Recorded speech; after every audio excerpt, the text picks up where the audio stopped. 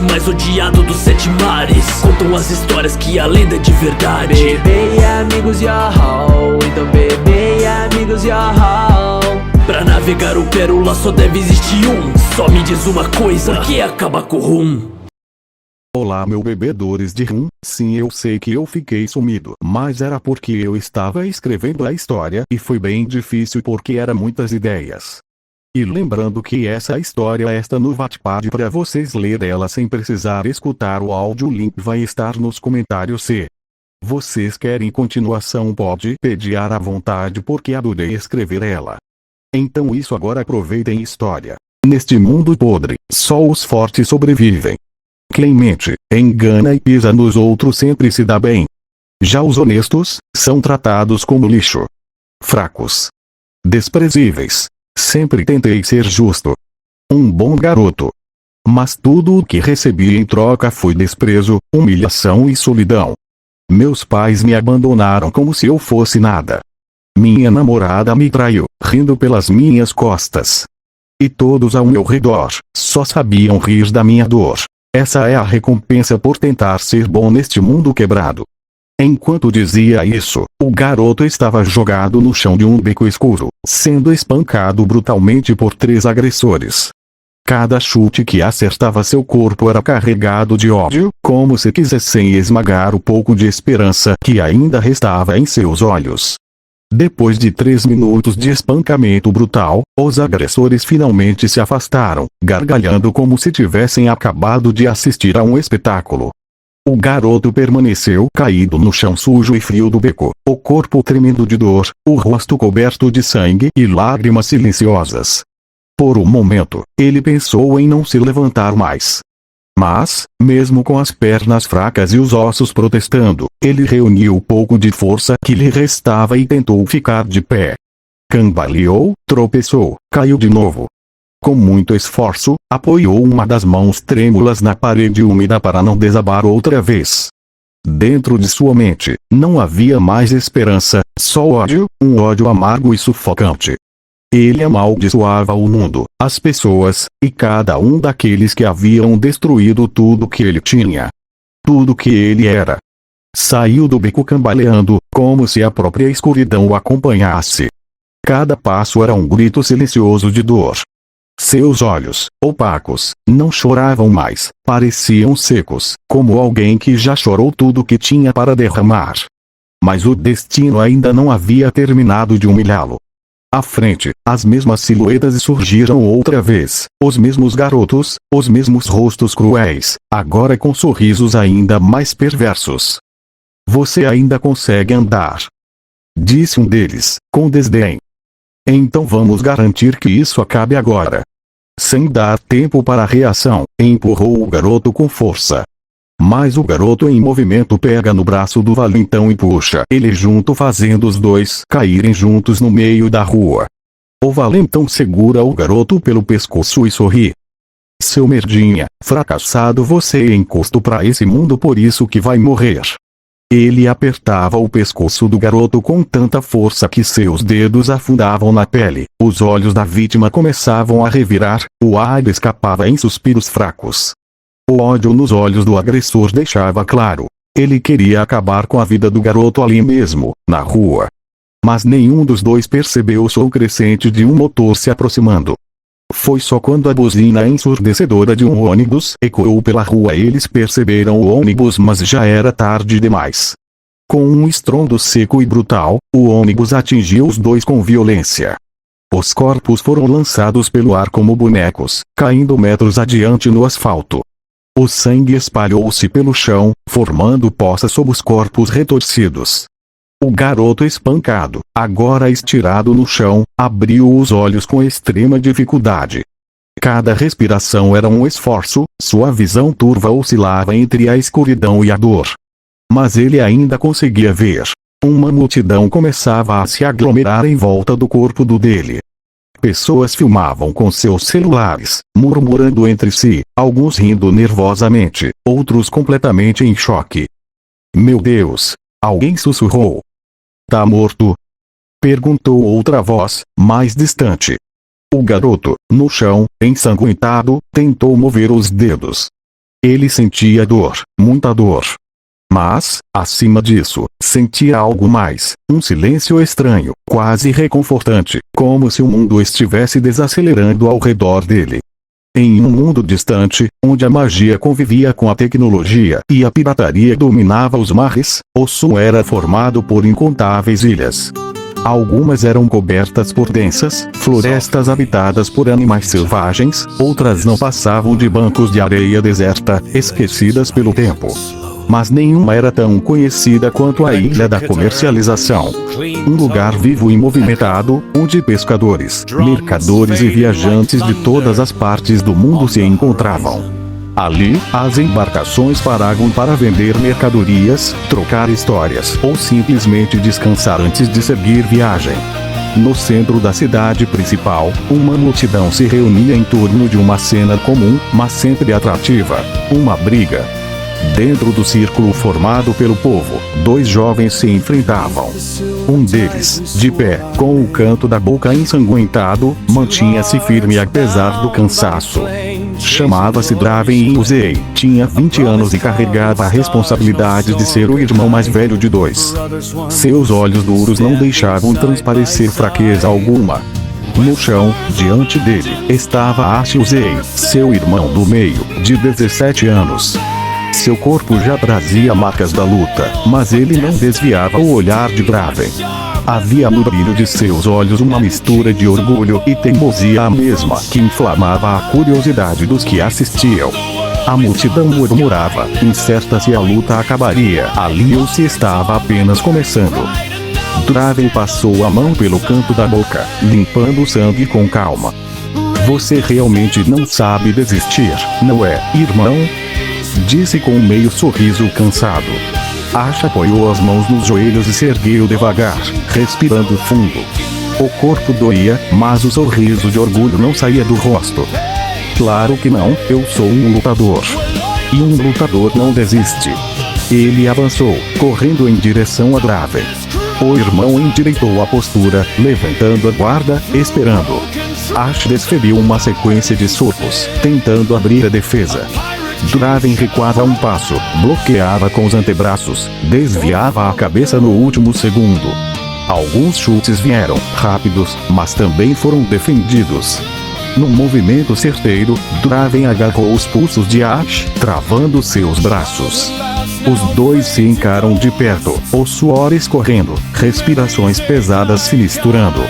Ash puxava com força, tentando se soltar, o olhar endurecido pela raiva e pela determinação. Draven então ergueu o joelho e acertou um golpe direto no abdômen de Ash. O impacto foi seco, tirando-lhe o ar. Ash tropeçou para trás, caiu de lado no chão, tossindo, tentando recuperar o fôlego. Draven encarou Ash por alguns segundos, respirou fundo e soltou um suspiro carregado. Chega, Ash, você perdeu de novo. Disse, com a voz firme. Mas tenho que admitir, você melhorou bastante. Ash ergueu lentamente a cabeça. O suor e o sangue escorriam pelo rosto, mas seus olhos estavam fixos nos de Draven, como se procurasse ali uma brecha, uma falha, algo que explicasse aquela diferença intransponível. Mas, ao virar o rosto, viu apenas os olhares da multidão, uns cheios de pena, outros de zombaria, como se já soubessem do resultado. O peso daquela cena esmagava sua alma. Um nó de raiva e vergonha cresceu em seu peito. Tremendo, quase sem equilíbrio, ele se levantou e saiu correndo em meio ao povo. Atrás dele, cochichos ecoavam, cada palavra como uma faca em suas costas. 13ª derrota. Draven permaneceu parado por alguns instantes, e apenas quando Ash desapareceu entre as pessoas, deixou escapar um sorriso arrogante antes de se virar e ir embora. Na escuridão da floresta, Ash desabou contra uma árvore. Seus punhos se chocavam com a madeira em golpes furiosos, incessantes. O som seco ecoava pelo silêncio, misturado ao estalo da casca que se partia e ao respingar do sangue que manchava o tronco. Ele não sentia dor, apenas a revolta queimando por dentro. Como ele sempre é mais forte que eu. Repetia dentro de si, como um grito preso que nunca se libertava. Ofegante, Ash parou, os braços pesados caindo ao lado do corpo. o olhar fixo na árvore marcada, como se aquelas cicatrizes na madeira fossem o reflexo das suas próprias. De repente, um farfalhar suave nos arbustos quebrou o silêncio. Ele se virou rapidamente, ainda com os olhos ardendo de raiva. Do meio da vegetação, surgiu uma garota de cabelos pretos meio azul presos em Maria Chiquinhas, segurando uma cesta de provisões. Era Marie Uzey, sua irmã mais nova. Ela caminhava com passos cuidadosos, o olhar preocupado suavizado por um pequeno sorriso tímido. Aproximou-se sem pressa, como quem entendia a dor do irmão, mas não queria pressioná-lo. "Precisa de ajuda, irmão?" perguntou com doçura, estendendo o gesto simples de alguém que se importava. Ash fica surpreso ao ver sua irmã. Ele dá um pequeno sorriso cansado para ela. "Muito obrigado, Mary." Os dois se sentam no chão. Mary pega os panos e começa a enfaixar com cuidado as mãos machucadas dele. "Você lutou muito bem, irmão, deu mais trabalho pro Draven do que da última vez", diz ela com um sorriso doce, tentando animá-lo. Ash ergue o olhar para o céu, o semblante sério, perdido nos pensamentos sobre a luta e todas as outras em que já havia caído diante do irmão. "Eu não sei, Mary, não sei como o Draven é mais forte do que eu. Eu treino todos os dias, me esforço ao máximo, e ele só ajuda o papai em casa, vive lendo aquele livro que achou na biblioteca, e mesmo assim eu nunca consigo superá-lo." Mary termina de amarrar a faixa em sua mão e segura firme os dedos dele, como se quisesse passar força com aquele simples gesto. "Talvez a força dele venha de outro lugar, mas, pra mim, você é incrível, Ash. Não importa quantas vezes caía, você sempre se levanta." Ash olha para a irmã e sorri de leve, um sorriso frágil, mas verdadeiro. Mary devolveu o sorriso, mas logo sua expressão mudou, os olhos se arregalaram em surpresa e alegria. "Agora me lembrei. Eu terminei meu projeto, quer ver, Ash?" disse, animada. Ash piscou, surpreso pela notícia, e um sorriso voltou a surgir em seu rosto. "Claro que quero, Mary." Ela caminhou até uma pequena cesta no canto e, com cuidado, retirou de dentro algo que fez Ash prender a respiração. Um pássaro de ferro, todo formado por engrenagens, parafusos e molas finamente encaixadas. Mary o segurou com carinho, girando uma pequena manivela nas costas da criatura metálica. Após alguns segundos, um leve clique ecoou, e o pássaro ganhou vida. Suas asas de metal começaram a se mover suavemente, produzindo um som mecânico delicado, quase musical. O pássaro bateu as asas na mão de Mary, depois soltou, alçando voo em torno deles, descrevendo círculos pelo ar, enquanto pequenas faíscas douradas escapavam das juntas de suas engrenagens. Ash observava maravilhado, o reflexo do pássaro metálico dançando em seus olhos. "Ficou incrível, Mary, você fez um ótimo trabalho", diz Ash com um sorriso de orgulho no rosto. Marie começa a pular de alegria ao ver seu projeto funcionar e ser elogiada pelo seu irmão. "Que bom que você gostou. Eu espero que um dia minhas invenções consigam salvar vidas como os livros de herói que papai contava." Marie dá um sorriso, ainda olhando pro pássaro de ferro. Ash abriu um sorriso ao ver a empolgação da irmã. "Vamos, Marie, vamos pra casa." Marie olhou pro irmão, depois pro pássaro de ferro que ainda girava no ar como se estivesse se exibindo. Então, ela começou, fazendo uma careta: "A gente pode ir pra casa, mas tem um pequeno detalhe. Eu esqueci de fazer ele obedecer. E também de ensinar a descer." Ash piscou devagar. "Como é que é?" Ela deu um sorrisinho nervoso. Ele meio que faz o que quer agora." Ash soltou um longo suspiro dramático. "Claro. Por que não? Um pássaro rebelde de ferro. Exatamente o que todo mundo precisa em casa." Sem pensar muito, ele deu um salto para tentar agarrar o bicho. O pássaro desviou com um pim metálico e Ash caiu de pé, escorregando um pouco. "Vem cá, lata voadora!" gritou ele, tentando outra vez. O pássaro fez uma pirueta e passou zumbindo perto da orelha dele. Marie já ria tanto que mal conseguia respirar. Acho que ele não gosta muito de autoridade, mano. Ash apontou pra ela, ofegante.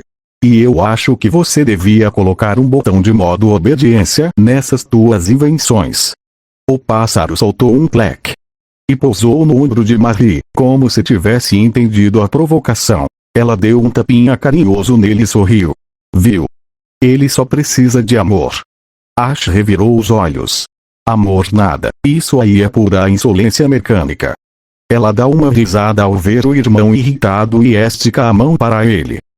Vem, vamos pra casa, irmão, diz ela com um sorriso travesso. Ash olha para a mão dela por um segundo, e então um sorriso maligno surge no rosto dele. Ele segura a mão da irmã, puxa ela para perto, sem aviso, começa a fazer cócegas na barriga dela. Marie é pega completamente de surpresa e começa a se contorcer, tentando escapar. Pepe para, irmão. Ah! Para! Ela ri desesperada, com lágrimas de riso nos olhos. Enquanto isso, o pássaro de ferro que estava pousado no braço dela levanta voo, girando ao redor dos dois freneticamente como se quisesse proteger sua criadora, mas sem saber muito bem como fazer isso. Algumas horas depois, Marie e Ash caminhavam lado a lado pela vila, sorrindo enquanto observavam o movimento ao redor. O vento balançava levemente os cabelos de Marie, e o pequeno pássaro mecânico sobre seu ombro mexia a cabeça, curioso com tudo que via.